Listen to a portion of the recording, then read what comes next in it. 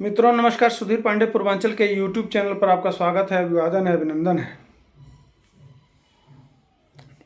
आप ये फोटो लगा दे रहा हूं, देखते रहिए।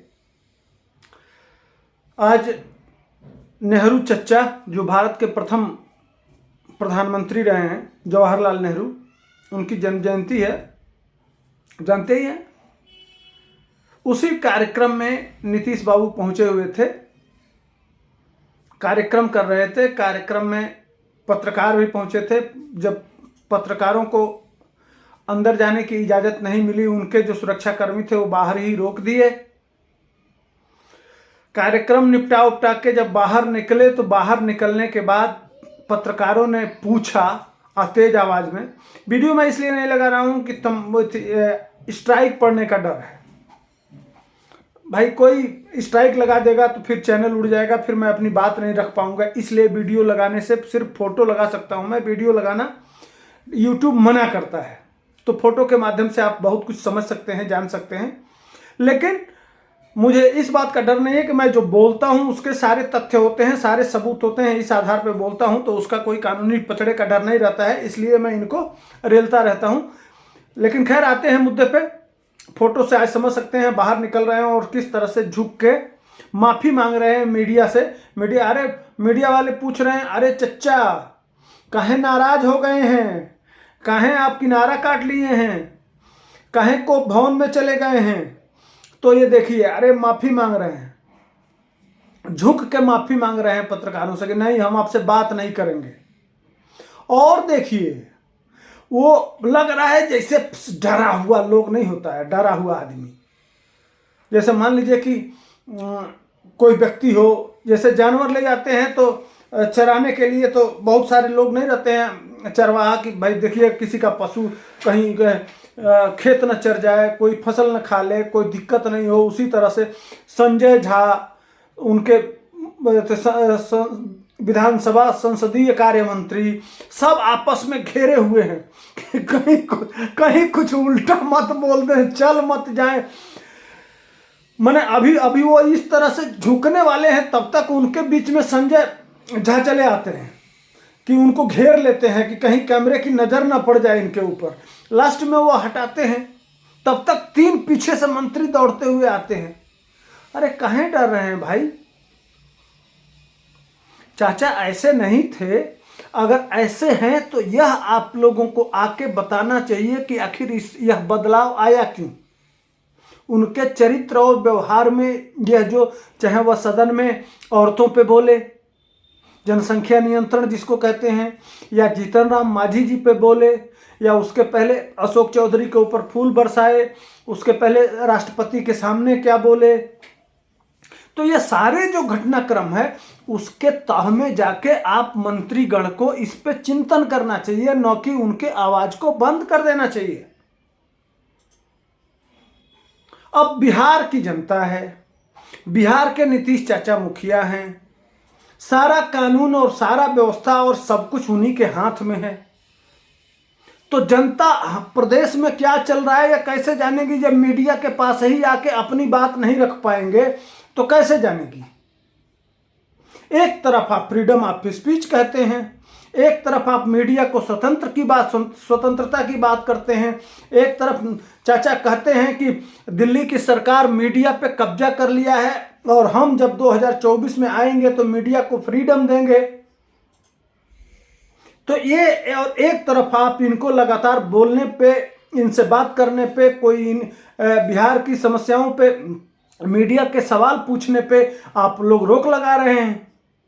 ये दोहरा चरित्र क्यों भाई?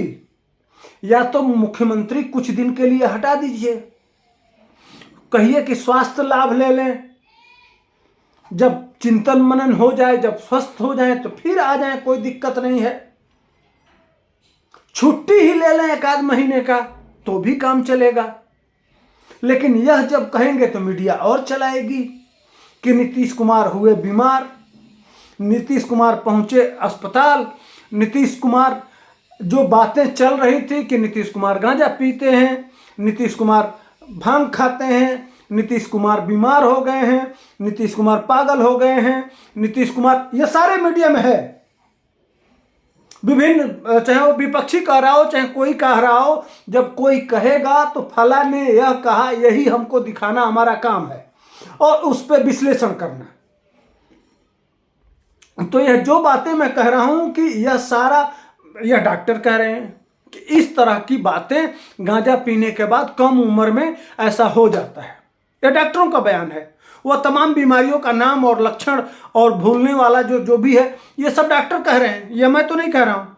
अब लोग कहेगा तो हम उस पर चर्चा तो करेंगे कि आखिर यह सब घटनाक्रम के पीछे का क्या राज हो सकता है। कुछ लोग यह कह रहे हैं लालू यादव अपने सत्ता के लिए नीतीश कुमार को कुछ जहर खिला रहे हैं। यह मैं नहीं कह रहा हूं, जीतन राम मांझी कह रहे हैं। कुछ लोग कह रहे हैं सठिया गए हैं, उम्र का प्रभाव है, यह भी चल रहा है।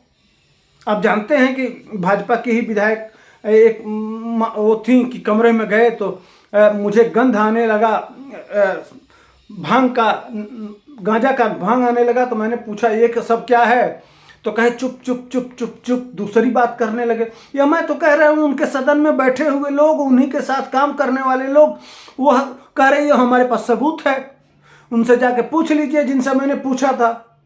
यह सारी बातें आ रही हैं तो चिंतन तो इस पे होना चाहिए, न कि उनको चारों तरफ से घेर के आप लोग और उनको मौनी बाबा बना के और उनको डब्बे में बंद करके। और ये बिहार के भविष्य का मामला है, बिहार के 12 करोड़ जनता के भाग्य के फैसले का सवाल है। इस तरह से तो सब राज अधिकारी और बाकी लोगों के राज में हो जाएगा। वो मनमौजी, जिसकी लाठी उसकी भैंस, मनमौजी जो अभी अभी घटनाक्रम हुआ ही है। आज एक और है चंद्रशेखर यादव, आज उनसे कुछ पत्रकारों ने पूछा है, दूसरी खबर है, उनसे कुछ पत्रकारों ने पूछा कि बालू माफिया ट्रैक्टर में बालू ले जा रहे थे, उन्होंने अपने गाड़ी से रोक दिया एक पुलिस वाले को। तो पत्रकारों ने जाके चंद्रशेखर यादव से पूछ दिया कि भैया ऐसी ऐसी घटना घट गई है। तो कह रहे हैं कि कोई पहली बार हुआ है क्या, यह तो होता रहता है, आम बात है, कोई बड़ी बात नहीं है। अगर पुलिस वाला कोई इंस्पेक्टर, दरोगा, एसपी, डीएसपी को अगर ट्रैक्टर से बालू माफिया अगर रौंद दे रहा है तो यह कोई उनके लिए बड़ी बात नहीं है। यह यूपी में नहीं होता है क्या, वो कह रहे हैं, यह मध्य प्रदेश में नहीं होता है। अब मैंने भाजपा के राज्यों को नाम गिनाने लगते हैं। तो ये जो सोच है, यह जो मानसिकता है, पता नहीं कहां से आती है, कैसे कैसे लोग हैं और कहां से आता है ये इनका दिव्य ज्ञान यह बताने के लिए। बाकी कोई मुद्दा ही नहीं है, बाकी कोई विषय नहीं है। जो लोग धक्के खा के ट्रेनों में आ रहे हैं, जो 50% से अधिक मैट्रिक नॉन मैट्रिक लोग हैं, 60 से 70% लोग गरीबी रेखा से नीचे हैं, बिहार सबसे पिछड़ा राज्य है, यह सब मुद्दा ही नहीं है। अगर वही बात वो आप कह देते कि देखिए पुलिस अपना काम कर रही है और ऐसे लोगों पे सख्त से सख्त कार्रवाई करना चाहिए। इतना भी मंत्रियों को कहने में पता नहीं क्या जाता है, और क्या ये पढ़े हैं, यह लोग प्रोफेसर हैं, बड़े बड़े पदों को सुशोभित करते हैं, यही दिव्य ज्ञान दिए होंगे बच्चों को, तो इनके ज्ञान से बिहार का कितना भला होता होगा, यह तो राम ही जाने। खैर, मेरा छोटा सा विश्लेषण था, मैंने कहा कि आपको बता दूं। तो इसी के साथ मैं अपने वाणी को विराम देता हूं। सबको जय हिंद, वंदे मातरम।